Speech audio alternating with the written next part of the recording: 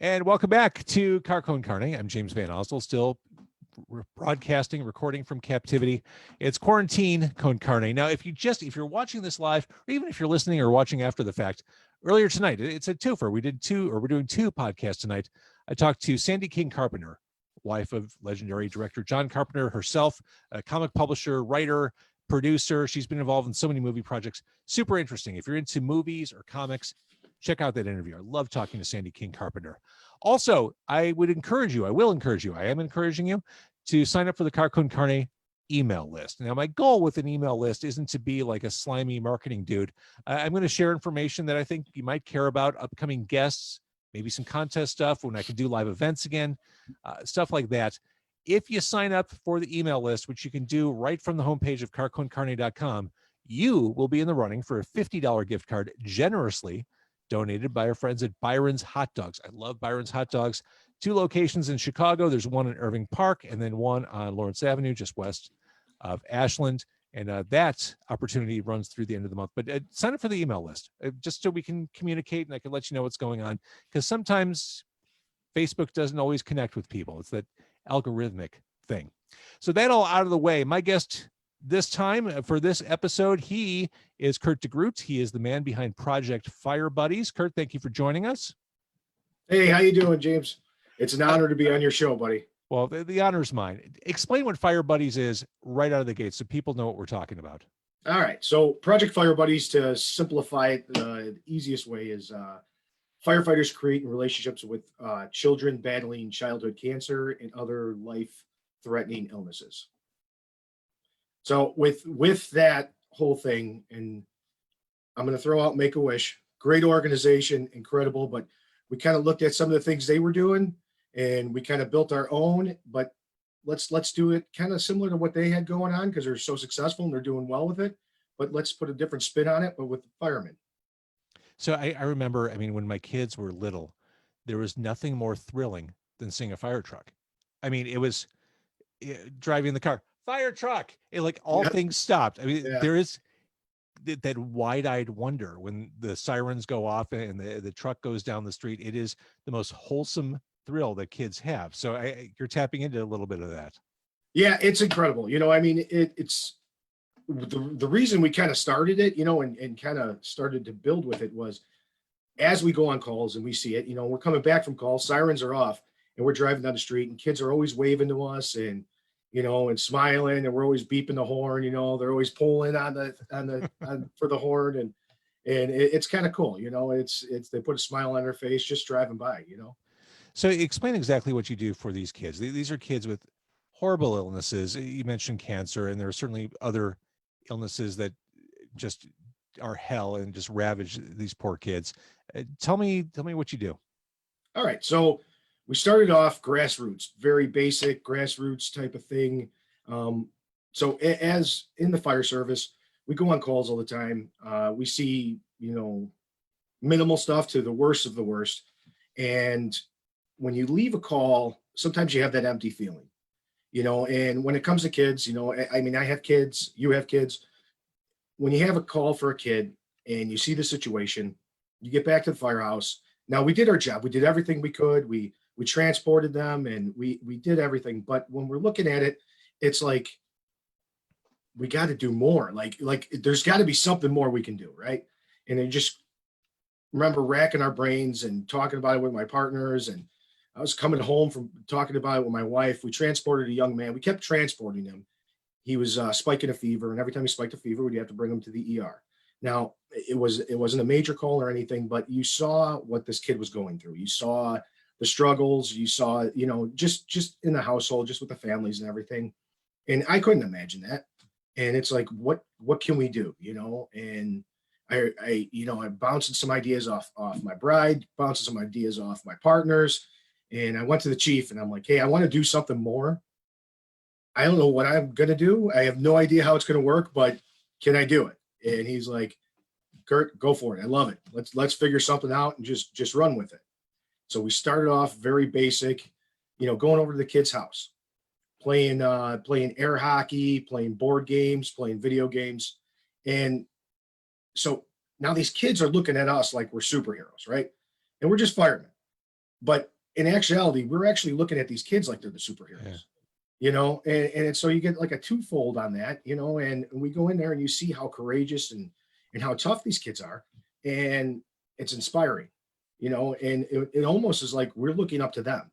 We kind of walk in with a fake facade, like they're looking up to us, but in reality, they're the true heroes. It's amazing to me how resilient and tough kids are, especially in those situations. Absolutely. It really is astonishing the stuff that they can endure when they have to. You're right. It's heroic. Yes.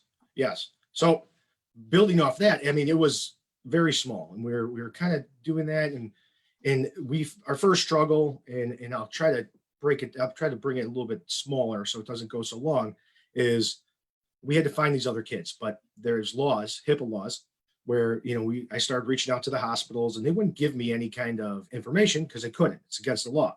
Right. And I'm like, well, how about if you see a kid in our area, have them contact me? And they're like, well, we don't even know where they live.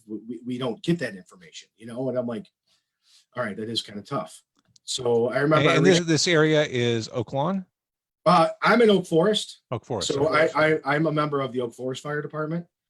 We just started a chapter in Oak Lawn, and we're going to be starting other chapters in other towns too. We're in talks now. So we reached out to the schools. I gave them my cell phone, my email, and said, hey, if you know any kids, we reached out to the principals, counselors, and stuff. And once we did that, then we started getting families contacting me, and that started building up. And how long ago was this? 4 years ago, 4.5 years ago. So then here's the pivotal one of the big transitions that we made was we had a young man that was 17 years old. Now, this kid was a stud soccer player at the high school level, like just a phenomenal athlete. And he had bone cancer, and it was tragic. And we found out about him. And now I'm thinking about it, and it's like, fire truck isn't so cool to a 17-year-old. It's like, if we go play a video game with a 17-year-old, he's going to be like, really, Mom? You invite these guys over? So we had to think of something different. We had to think outside the box. And so given he was a soccer player, now this young man, he had to get his leg amputated. So it was a tough deal. We wanted to do something special. So we always use the phrase, we throw like 50 darts at the wall and see which one sticks, right? And we aim big. We always go big or go home. And looking at it, I reached out to the Chicago Fire soccer team. They contacted me back. They're like, okay, what do you got going on? And I'm like, well, I have this kid, and I gave them the story. And they're like, okay, well, what do you want to do? And I'm like, well, I want him to go to a game. I want him to go on the field. I want him to meet the players.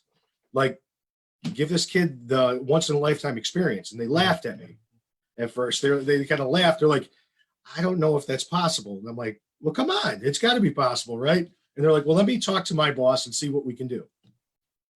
They called me back about an hour later, and they're like, we're going to do this. Great. And they sent him to a playoff game. He got to go on the field, meet the players. One of the players actually was a pediatric cancer survivor. So they exchanged phone numbers, and I mean, they're still in contact to this day. I love that.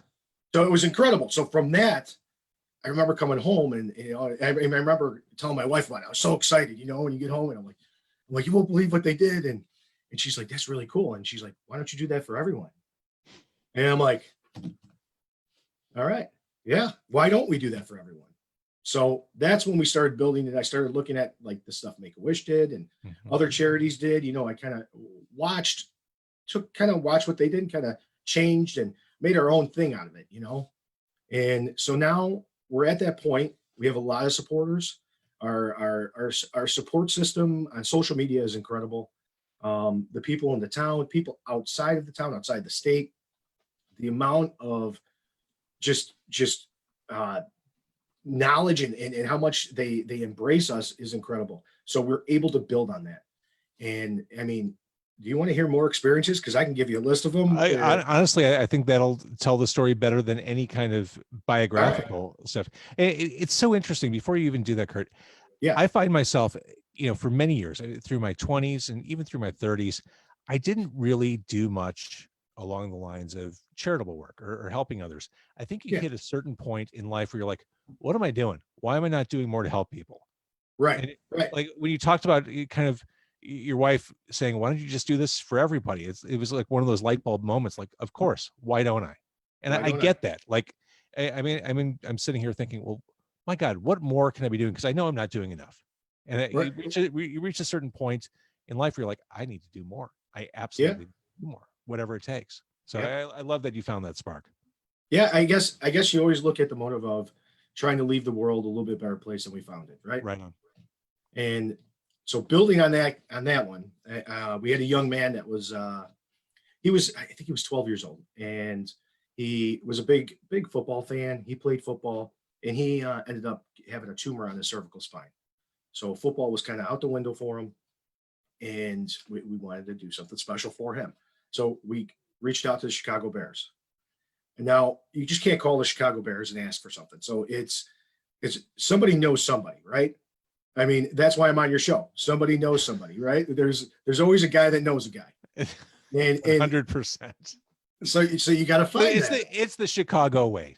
Yes, absolutely. Makes the world go round. Uh-huh.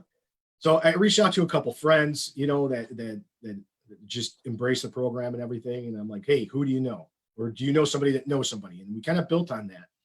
And I got a call back from the Chicago Bears, and they sent this young man to a primetime game, let him go on the field for warmups. He hung out with the McCaskey family, hung out with Richard Dent. It was an incredible experience. It's primetime game. He's on the Bears field. He's never been to a Bears game ever in his life. Wow. So him and his family got they got the complete VIP treatment. So then building on that, we had a young man, tough. He had a very brutal diagnosis. I mean, great kid. And it's a heartbreaking story, but he's a phenomenal young man. And he's never really experienced a Bulls game, Blackhawks game, but he liked it. He watched it on TV, he enjoyed it. So we sent this young man to a Blackhawks game, contacted the Blackhawks. And again, it's that guy, kind of bouncing those around. They sent him and his family. They put him right against the glass. He got to watch the game. Afterwards, he got to go to the locker room, hang out with the players. Duncan Keith was like his personal assistant the whole time, hung out with him the whole time. So I mean, it was a really cool situation. And then we had another young man go to a Bulls game, and he was a big Zach LaVine fan, which is a point guard for the Bulls. So we contacted the Bulls, same routine. He got to go on the floor for warm-ups. He warmed up with Zach LaVine on the floor. They're sitting courtside. Got to sit on the Bulls bench. Like, they brought him his own jersey, like star treatment to the T. It was incredible. Now, building on that, it's not just going to a sports game. It's not just doing things. So our mutual friend, Brent Sopel, he's a big supporter of the organization. I'm a big supporter of his. Great organization. And, Brent Sopel, former Chicago Blackhawk. Yes. Stanley Cup champ. Yep, Stanley Cup champ. We had a young man that had brain cancer. Not brain cancer. I'm sorry. He had brain surgery. He just got home, got released from brain surgery. Now, this kid he's special needs. He's got a lot of different issues. He had to get a shunt replaced in his brain. So he came home. He was having a tough run. And I texted his mom, and I'm like, hey, when are you guys going to come home? She gave me the date. I contacted Brent, and Brent was, I know Brent's a busy man. He's going 100 miles an hour all day, every day. And I'm like, and so getting time away from him, you always want to ask something, but you're a little nervous about it, And I'm like, this is what I got, Brent. What do you think? He's like, I'll see you at noon. And I'm like, all right, perfect. So, yeah, I mean, he came over to my house. We drove over to the kid's house, and the kid's on it's like a Special Olympics Chicago Blackhawks team. I might be saying it wrong. It might not be Special Olympics. It's like special needs, but it's like, it's kind of similar to a Special Olympics, but the Blackhawks team went there. Brent signed his jersey, signed all these photos, all this memorabilia for him. It was a cool experience. And I'm going to keep going if that's all right. I'll keep going. I mean, and just to kind of recenter this, yeah. You really are. You mentioned Make-A-Wish a couple times, and Make-A-Wish is granting stated wishes. You're kind of taking these individual situations and just thinking, what cool and wonderful things can we do for these people? Yes. That you're using the solutions you have at your disposal. How can we make their lives better, if only for a day? Yeah, right. Absolutely. You're absolutely right. And we're not just a one and done. It's not, hey, we're gonna send you to this. We still do those things. We still go over. I mean, granted, COVID has kind of pumped the brakes on us a little bit, but so we can't go and hang out at their house as much now, and play different games. But we still have that. We still build that relationship. The parents know if they have any questions, they can always call us. We're all paramedics, so that helps in those times. Yeah. And Christmas, we try to just spoil the kids. We do a big Christmas drive. I get their wish list, and we create lasting relationships out of this. I love that. And I know that I guess the one time that really gave all of us on our board. I have a great executive board, and my go-to guy on my board is Ryan Ballard. I mean, this guy puts in so much work, and he puts in a lot of work behind the scenes. He did our website. He's a guru, and his work ethic is incredible. And we wouldn't be where we are today if it wasn't for him. So he's more the computer guy and emails and all this other stuff. My wife does these emails, and I'm a construction worker and a fireman. I'm not too much the email guy, so they take those reins and Right. You find people who complement what you do. Absolutely. Very thankful for it. But when we first got these Christmas lists, because I remember 4 years ago when we started this, that was kind of the moment that we realized that we definitely need to be here. Because our Christmas list, the first Christmas list I got was for this young girl, and she had a really rough go, very ill, very sick. And her mom sent me the Christmas list, and the Christmas list was clothes for my elf on a shelf and socks. Like, that was the big list. And I was almost heartbroken. And I'm like, Yeah. Think bigger, way bigger. And she's like, well, that's really all she wants. And now you got to realize that, in which most people don't. We drive by, we see people, we may see a kid in the store that you're like, oh, he's probably battling cancer. But what we don't realize, and what I didn't realize until I started seeing it, is most of the time both parents are working. When a kid gets diagnosed, one parent stops working. Right. So, and then all the medical treatments and those funds and everything they're doing at home and all the time spent away from home, the driving back and forth.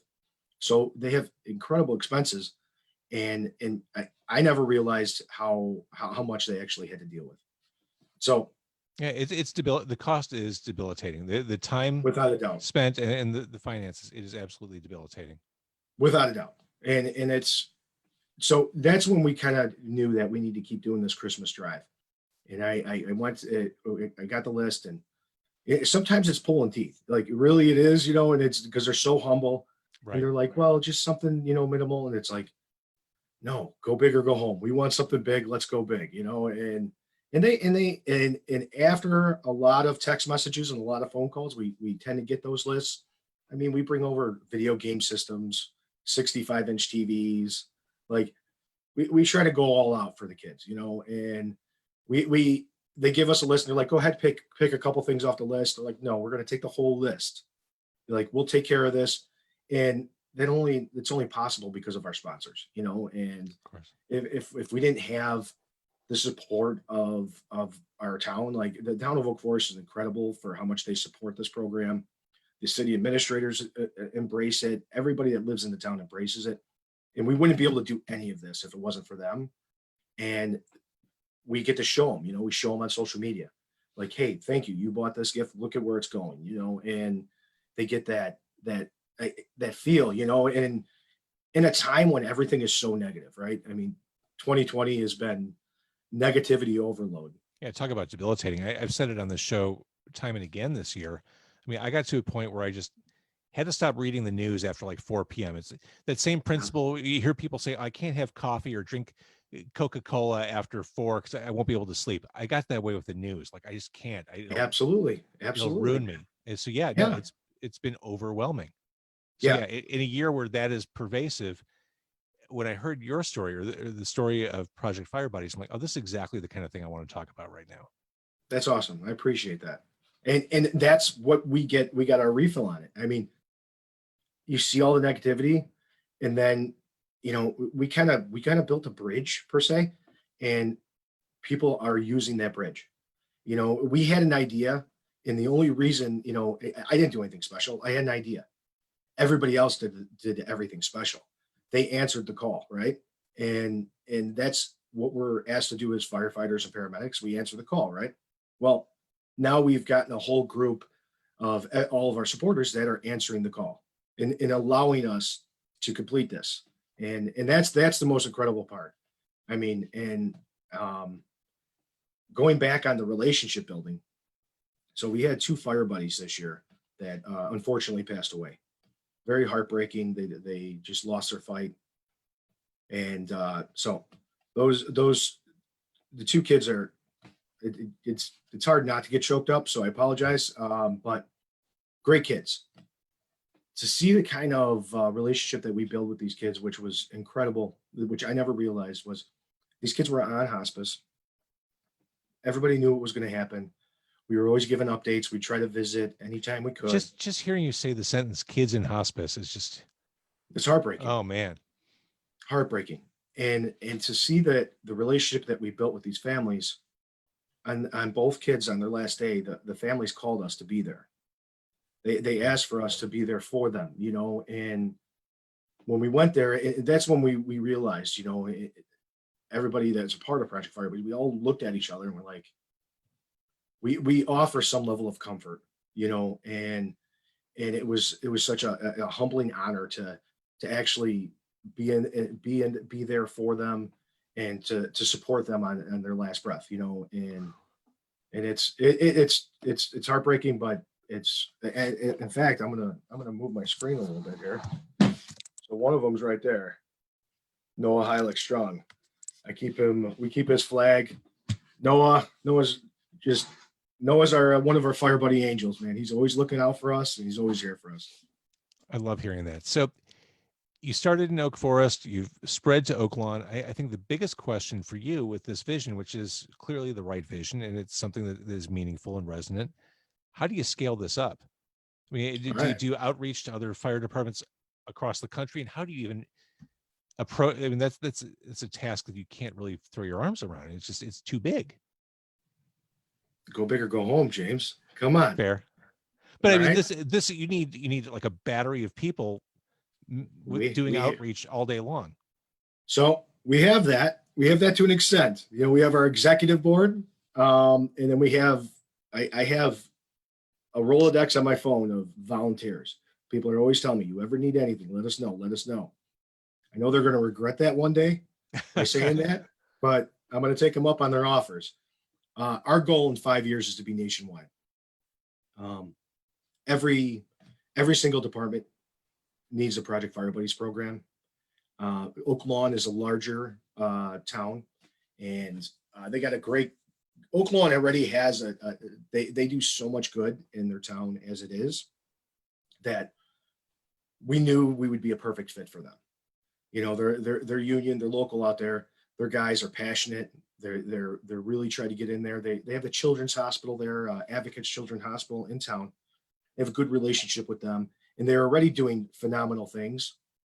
And if we can build upon that, that's the whole idea. You know, it's let's get over there and build. And they're a larger department. We're going to see how it runs there.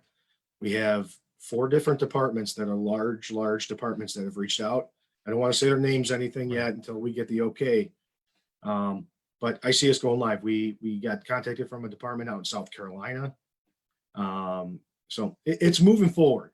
Great. You know, and here's the twofold thing with the whole thing. So as I told you, firemen, every time we turn on the lights and sirens and we're going to a call, we're greeted with screams, sadness, you know, and stuff like that. You know, it's people call us on their worst day of their life, right? Right. Now, as kind of a healing thing for the guys that are involved, when we turn those lights and sirens on, we're greeted with smiles.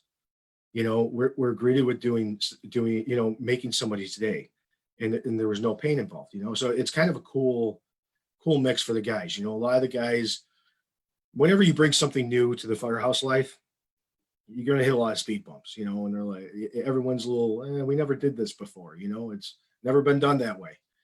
And once they experience it, I mean, everybody's embraced it. Hey, you got a great staff, it's great people that are involved. But as we keep building, we'll keep going.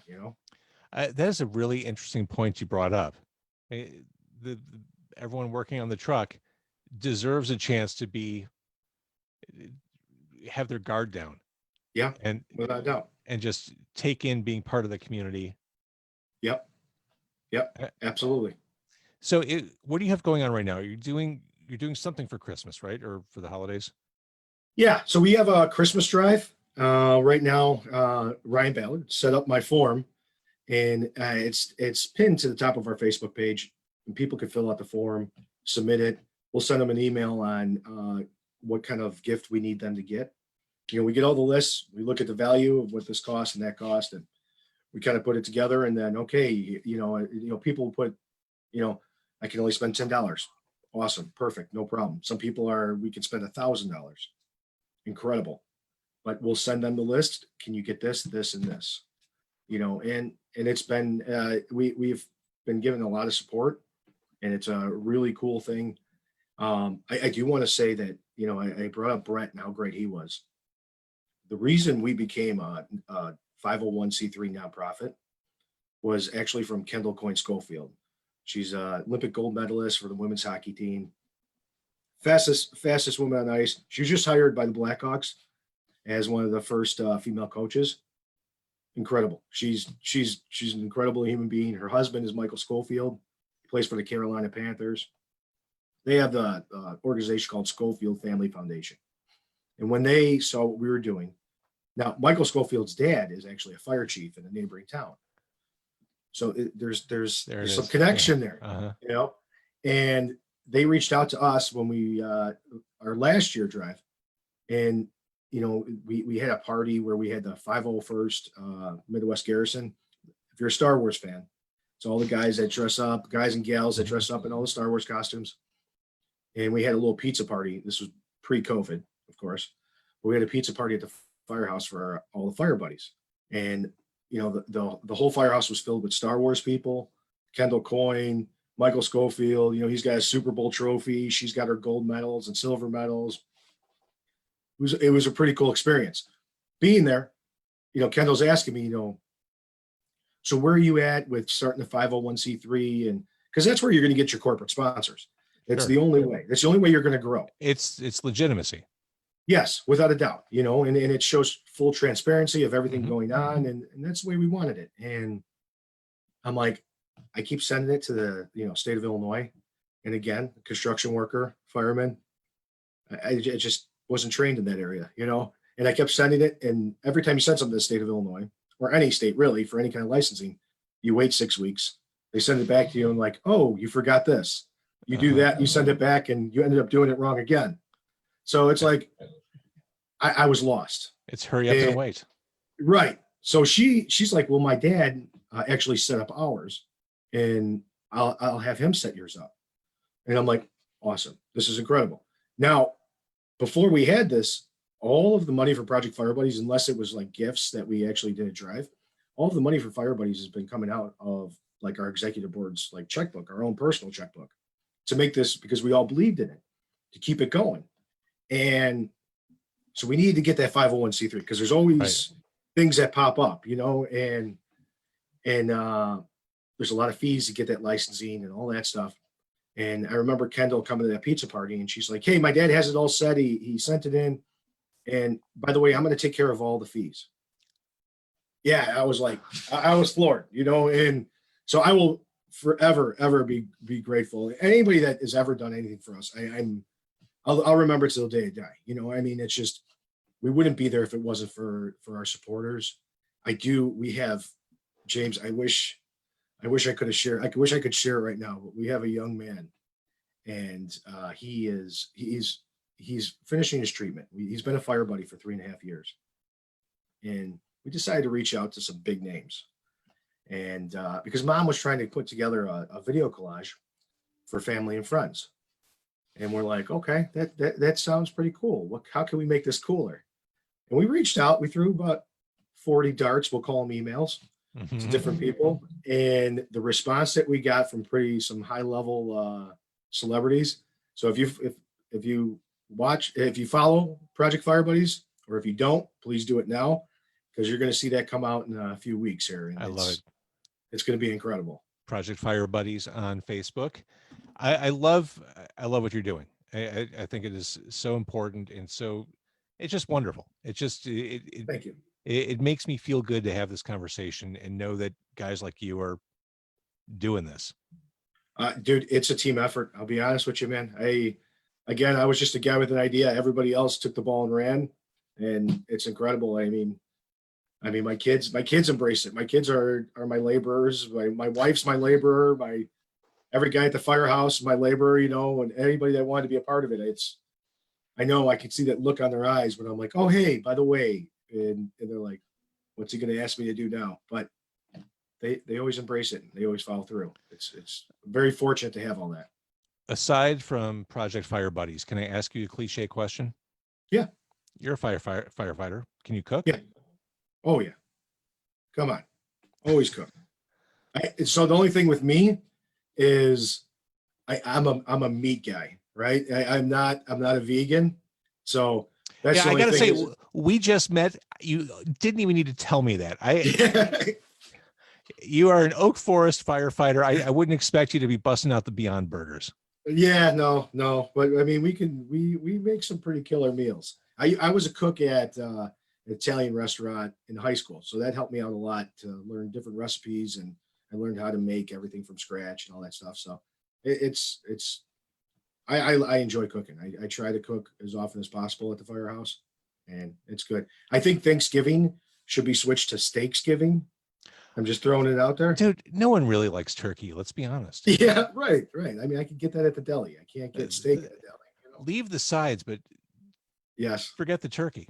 Yeah. So while I'm on the topic of the firehouse, you and everyone there, everyone safe and okay? It's been a not awesome year, and I know it's scary for you guys to be doing what you're doing.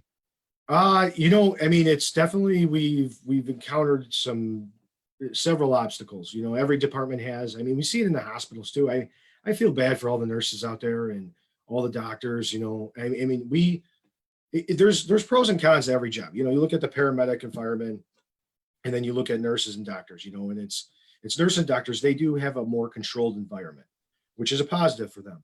But we leave our patients eventually. Our patients to treat, bring them in, and take them to, the doctors and the nurses and have them take care of them. They're not coming out of that situation. They're there for 12 hours a day, sometimes longer. Right. And we work 24-hour shifts, but we have smaller patient contact as they do. So our obstacles that we see are definitely tough. We've seen, we've been very busy, a lot of calls, we got to be, on top of safety, sanitizing, which we do. We're all over it. PPE and all that stuff. The first round, when it first came out, everybody was scrambling for PPE, and we were fortunate to have a decent amount. We got a good infectious disease control officer. He does a good job taking care of us. And as we build on all this, and we get all these calls, and then we walk in, we see the nurses, they're exhausted. The doctors are exhausted. There's 40 people, 50 people in the waiting room, and they've been there for 9 hours. Like, I can't imagine what they're going through. I can see our calls, but I can't. My heart goes out to all of them.